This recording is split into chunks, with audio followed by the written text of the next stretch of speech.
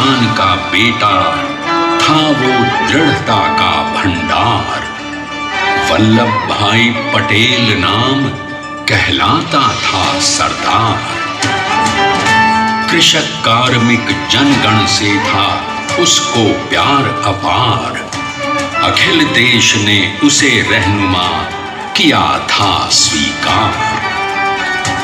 गांधी बापू का शिष्य, सत्य अहिंसा का अवतार, किंतु एक भारत करने को धर लेता हथियार। लौह पुरुष संबोधन था वो लोहे की दीवार।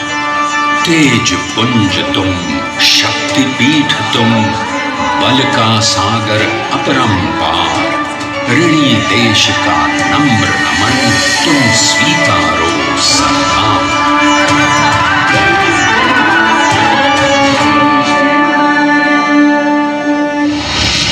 1857 में अंग्रेजों को ललकारने वाले पहले स्वतंत्रता संग्राम के एक सक्रिय सिपाही थे झवेर भाई पटेल। करमसद गांव के इस बहादुर देशभक्त किसान और उनकी पत्नी लाड भाई के 5 बेटों और 1 बेटी में से चौथे पुत्र थे वल्लभ भाई। बालक वल्लभ ने करमसद के बाद नडियाद से अपनी हाई स्कूल की शिक्षा पूरी की। फिर 13 साल की उम्र में उनकी शादी भी हो गई छोटी सी झवेर बाई से। 2 बच्चों, बेटी मणिबेन और बेटे डाया भाई को जन्म देने के बाद झवेर बाई असमय ही चल बसी। सदी बदलने और 20वीं सदी आने पर उनका जीवन भी एक चमत्कार की तरह बदला। प्लीडर का इम्तिहान पास करके वो वकालत करने लगे। पहले गोधरा, फिर आणंद और उसके बाद अहमदाबाद में। मगर जल्द ही वकालत छोड़कर वो बैरिस्टर बनने की इच्छा से इंग्लैंड चले गए। लंदन में बैरिस्ट्री में अव्वल आने और वजीफा जीतने वाले वो अनोखे भारतीय थे। अब तो अहमदाबाद की वरिष्ठ अदालत में बैरिस्टर पटेल की जिरह और जीतों की धूम मच गई।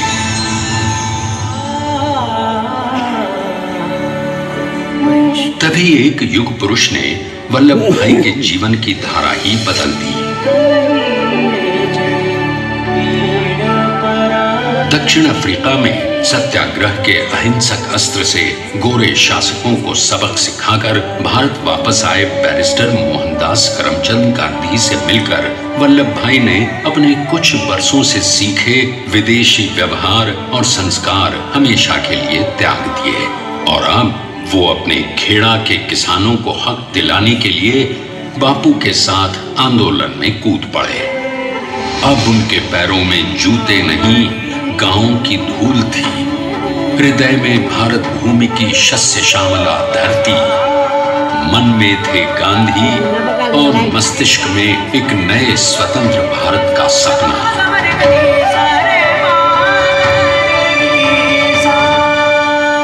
तभी बारडोली के मजबूर मजलूम किसानों की यातना का समाचार उनके पास पहुंचा।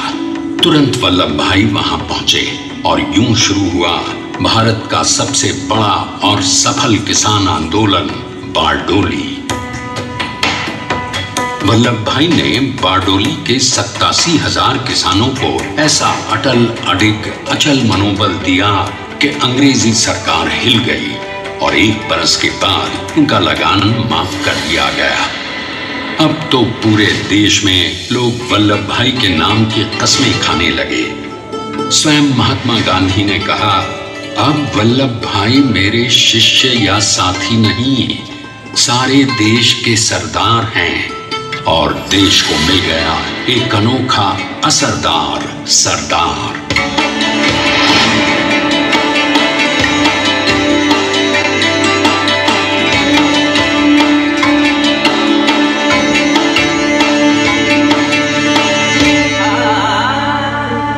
सरदार पटेल के नाम और देशभक्ति से अंग्रेज डर कर कांपने लगे। 1930 के नमक सत्याग्रह और दांडी कूच में वो बापू से भी पहले गिरफ्तार किए गए। तो सन 1932 में फिर उन्हें बापू के साथ ही जेल में 2 सालों के लिए डाल दिया गया। मगर आजादी के दीवानों को, स्वतंत्रता के परवानों को कौन गिरफ्तार कर पाया है? जेल से छूटते ही सरदार को कांग्रेस के नए राष्ट्राध्यक्ष पद पर चुना गया और उनकी सरपरस्ती में राष्ट्रवादी भारतीयों ने तमाम ब्रिटिश सूबों में जीत हासिल कर वहां अपनी स्थानिक सरकारें बनाई।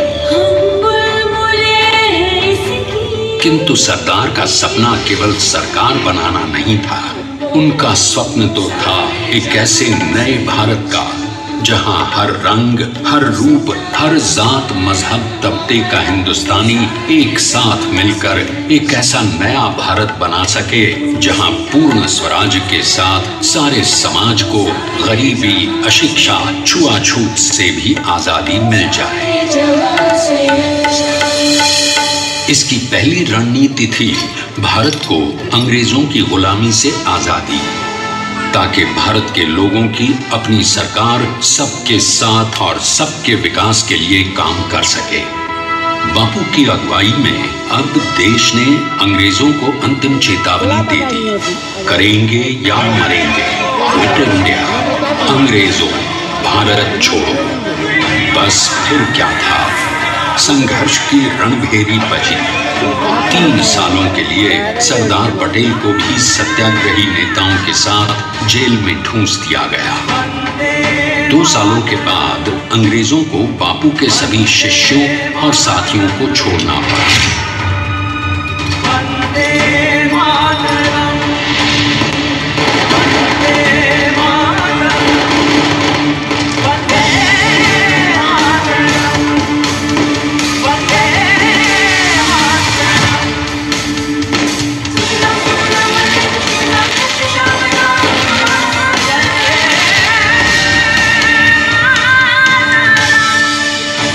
स्वतंत्रता के स्वप्न के सच होने के साथ अब सरदार पर कई एक नई जिम्मेदारियां थीं। आने वाली आजादी की तैयारी और एक नए भारत के लिए नए लोकतांत्रिक संविधान की संरचना। जैसा उनके साथी ने खुद कहा था, सरदार ने ही 6वीं हथौड़ी लेकर एक नए भारत को उकेरा है।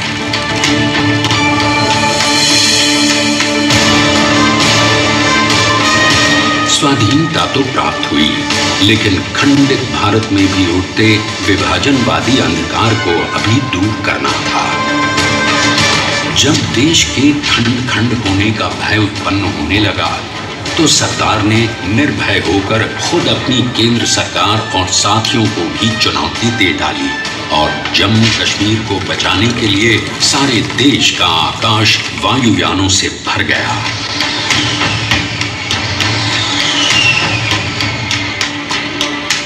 और फिर हैदराबाद और जूनागढ़ के भारत में विलयीकरण को पाकिस्तान से चुनौती मिली। सरदार चाहते थे कि देश की 1 इंच धरती अब और विभाजित नहीं होनी चाहिए। नए भारत को एक करने के लिए समझा बुझाकर, मना कर 565 रियासतों को सरदार ने अपनी सूझबूझ, सदाशयता, संबल से एक नए स्वतंत्र भारत का अभिन्न अंग बना लिया। हमारे इतिहास में अखंड भारत के पुरुषार्थ का ये एक महानतम अध्याय है।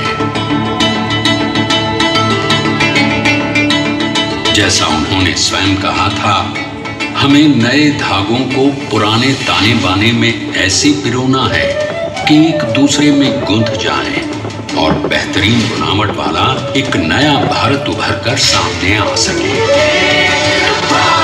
अंततः अपने वज्र दृढ़ संकल्प से एक नया विराट विशाल एक भारत श्रेष्ठ भारत बनाकर दिखा ही दिया सरदार ने।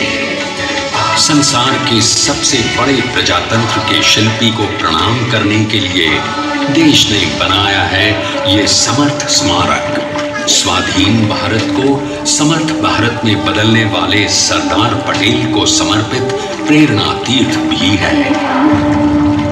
प्रधानमंत्री श्री नरेंद्र मोदी के नेतृत्व में बनी विश्व की इस विशालतम प्रतिमा के सामने आकर सारी दुनिया जैसे स्वयं भी नतमस्तक हो जाती है।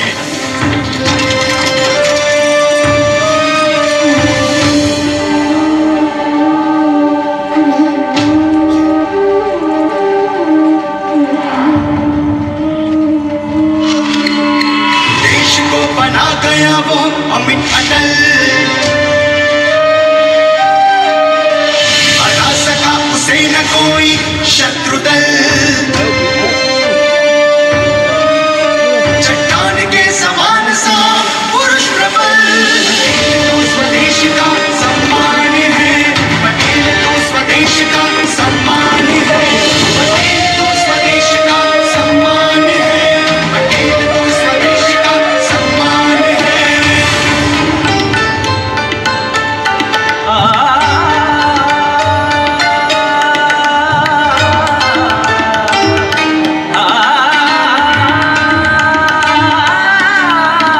ऊंचाइयां आकाश को छुए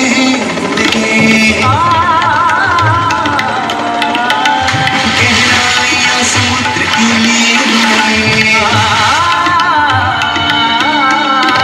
कदम अधिक जमीन पर जमे हुए। पटेल अपनी आन बान शान है, पटेल अपनी आन बान शान है, पटेल तो स्वदेश का सम्मान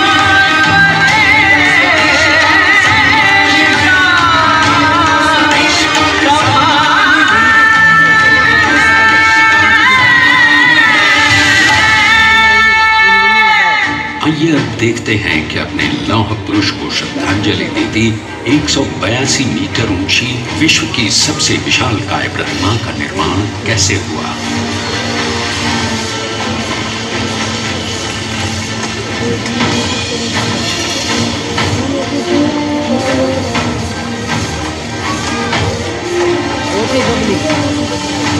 गगन चूमती इस अद्वितीय अभूतपूर्व प्रतिमा को बनाने के लिए सबसे पहले नदी पर 4500 क्यूबिक मीटर का राफ्ट बना और फिर सीधा 600 फीट का कंक्रीट का कोर बनाया गया।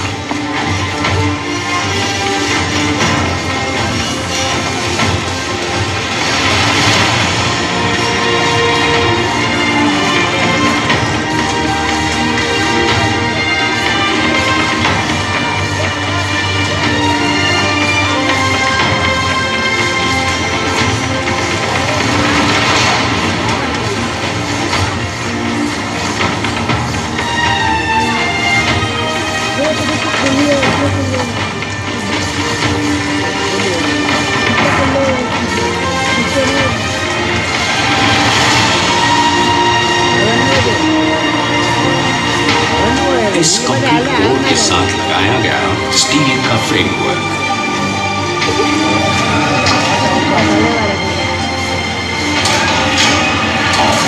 इस फ्रेमिंग पर 6500 ब्रॉन्ज के पीसेस लगाए गए।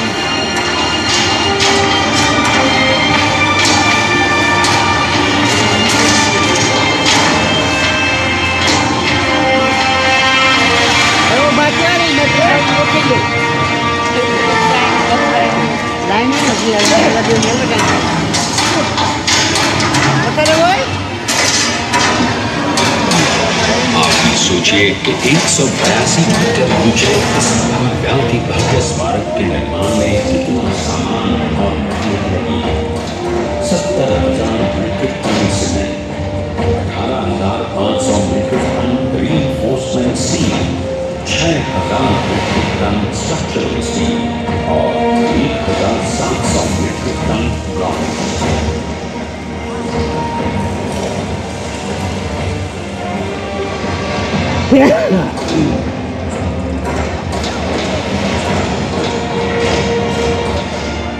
स्टैच्यू ऑफ यूनिटी आज एक वर्ल्ड आइकॉन है और इसे मुमकिन बनाने में एक सेकंड भी ब्रेक लिए बिना देश भर की टीम्स ने 24/7 काम किया।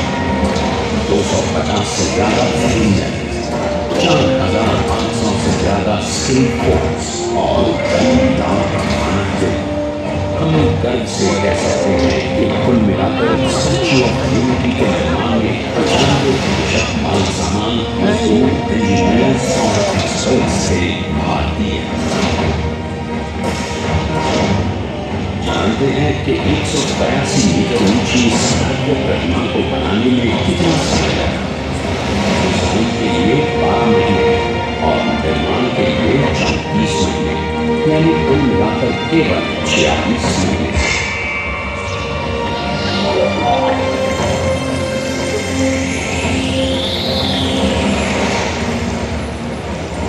और इसी तरह बनी देश के शिल्पकार की एक अनूठी अद्वितीय विशाल प्रतिमा, जो सिर्फ आज ही नहीं बल्कि आने वाले न जाने कितने सालों तक यूं ही चमचमाती रहेगी।